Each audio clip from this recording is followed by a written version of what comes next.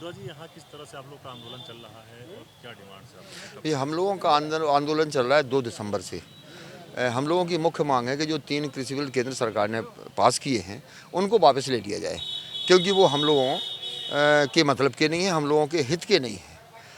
सबसे बड़ा दुख का विषय ये है कि हम लोग भारत के किसान हैं, रीढ़ की हड्डी भी कहते हैं, हमें अन्नदाता भी कहते हैं।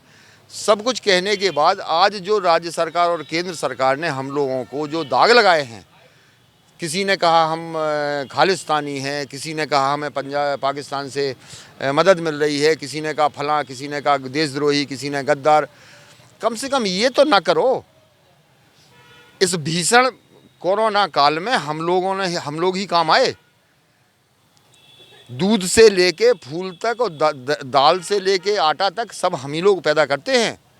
ये जितने मार्केट है ना, जो विरोध कर रहे हैं किसानों का, उन मार्केटों में खरीदार हम 70% हैं।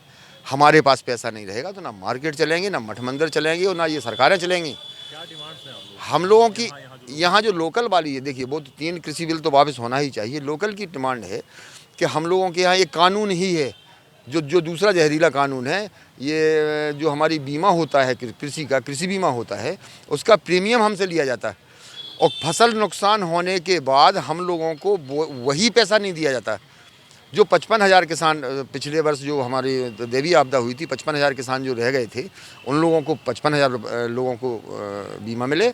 दूसरा ये कि हमारे बुंदेलखंड में अभी तक जितने बांध बने, एक भी बांध ऐसा नहीं है जिसमें किसानों का पूरा हिसाब कर दिया गया हो, यानी उनका बीमा दे दिया हो, उनको अनुकंपा राशि दे दी हो, उनके पेड़ पौधे जो भी उसमें गए हैं बांध में, उनका हिसाब कर दिया हो। आज तक एक भी नहीं हुआ।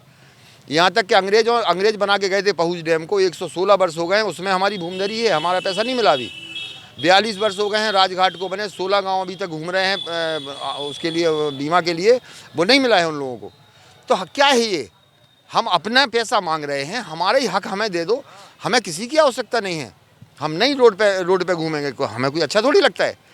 बस थोड़ा सा हम लोगों को संयत बोलो, संयम बरतो हम लोगों के प्रति। हम गरीब हैं, गांव के हैं, किसान हैं, गरीब हैं और इस देश के लिए महत्वपूर्ण भी हैं, फालतू नहीं हैं।